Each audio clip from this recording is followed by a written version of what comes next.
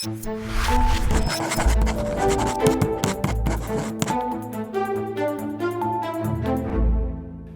thinking about what I wanted to say this morning, I started a list of unprecedented assaults on norms, and when I got to 23, I stopped. It dawned on me that the stated tactical intention of flooding the zone, as they call it, wasn't just working when it came to numbing the public. It has also put the Democratic Party into a state of paralysis, and for those of us in the media who actually care about the truth, we struggle to decide where to even start. Now, while I laugh at anyone who ascribes a method to the madness when it comes to Trump, he can't go a news cycle without a self-inflicted wound, and his approval ratings are at the record low for any president 7 weeks into his administration. This new normal has caused a status for those of us who care about the fate of our democracy. So for now, let me just focus on what he said this weekend in a single speech and suggest a different way to not only cover the story, but explain why most of the people in our country should care. On Friday, Trump decided that the First Amendment had outlived its usefulness.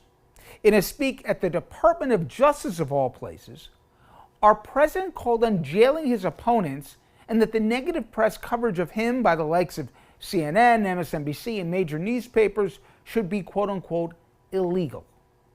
In his accounting, negative reporting on his presidency is tantamount to paid political advertising for the other party, and that consequences should, if not would, be in the offing. Now at this point, I'm sure many of you are saying, hey, give me a break, Rich. This is Trump just being Trump. He's making a lot of noise, and our Constitution would never let him stifle a free press.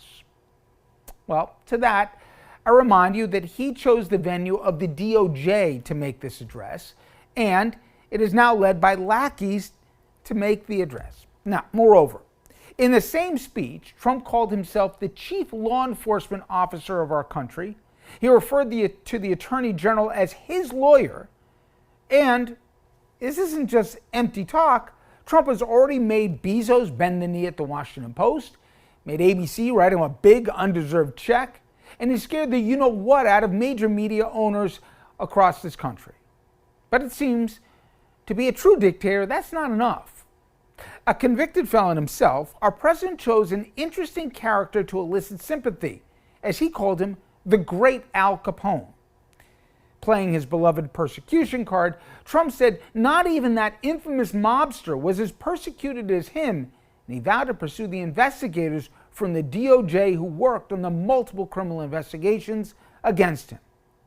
Now, even though independent prosecutor Jack Smith did absolutely nothing wrong and was preemptively pardoned his protection, Trump has promised to still go after him for the temerity for pursuing his involvement in the January 6th riots. And I want you again, think for a moment of the perversity. Trump pardons every single person involved with the riot, from the insurrection, including the most violent offenders who brutally beat cops on live TV.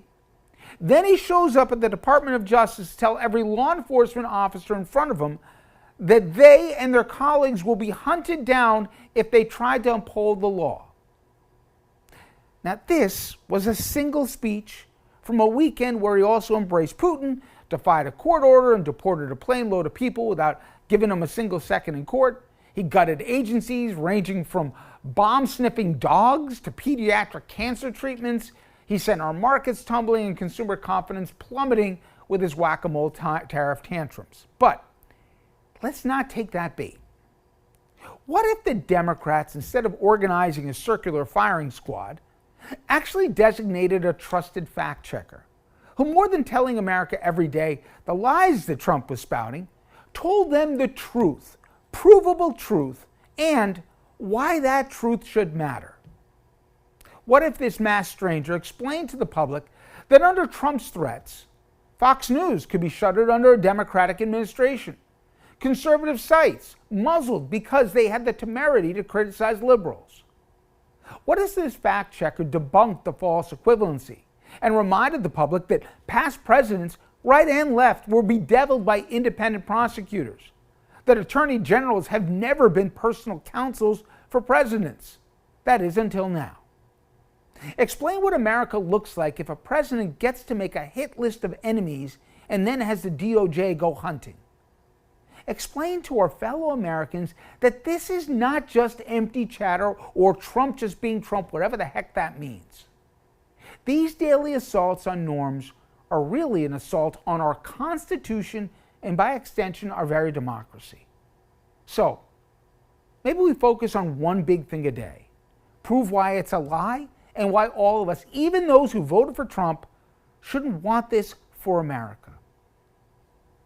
At least that's where I stand.